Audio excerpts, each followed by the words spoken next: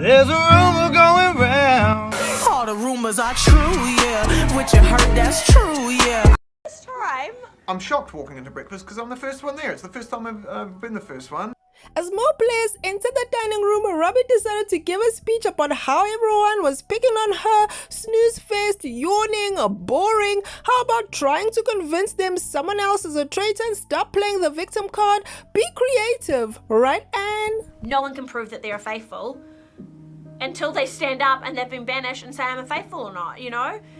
It is what it is. It is what it is. Fili, he saw this as an opportunity to confront Robbie once and for all if she's a traitor, and she disputed all his claims and then thought their conflict was great for his game. We then learned that the traitors axed Brody and she was pissed. Do it, I don't want to do it.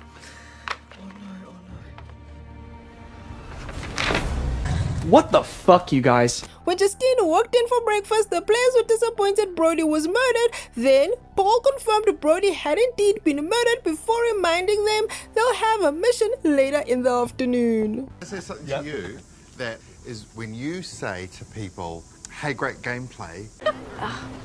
I knew that you would show, but I'm still so freaking proud of you. Thanks. Hey, great plan, you know, to someone else. They've thought you're putting an X on their back. Tag. Ladies and gentlemen, hood stars and hoes, welcome to the main event. You're upsetting people by doing that.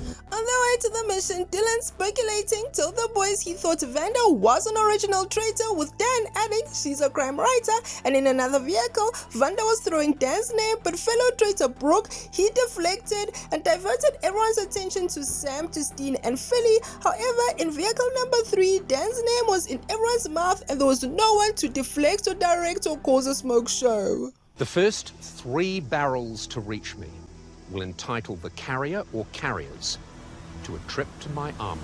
Anna and Fili were ahead of Dan and Brooke, who were talking traitor strategy, and I thought Fili and Anna could definitely hear them, but I was wrong. In the end, it was Anna and Fili who were first to cross over the finish line, followed by Dan and Brooke. Then Fili went on to help Colin cross over, which meant all 5 scored a trip to the armory. Yes, Fili crossed twice, which got the others really mad. We've agreed at the beginning that we're going to put the buckets just before the end and then decide as a group who crosses the line. Sorry, Sam, that other people joined the traitors to actually win the game. Yes, Kings was also upset that he didn't get a shot to the armory, and once the barrels were across the finish line, chaos ensued. They only went across twice. I went across twice, so that's 5 people.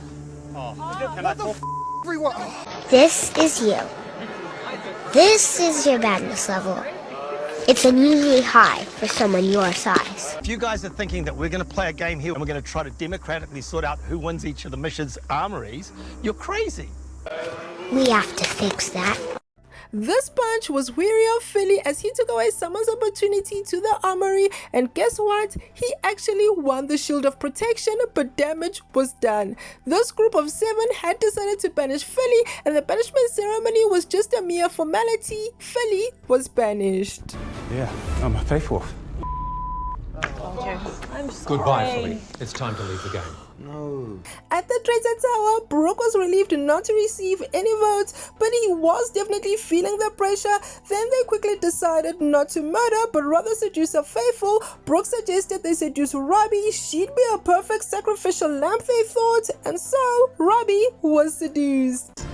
No one, and I mean no one, is going to see this coming. Hey you, thank you so much for watching. Don't forget to like, share, comment, and subscribe.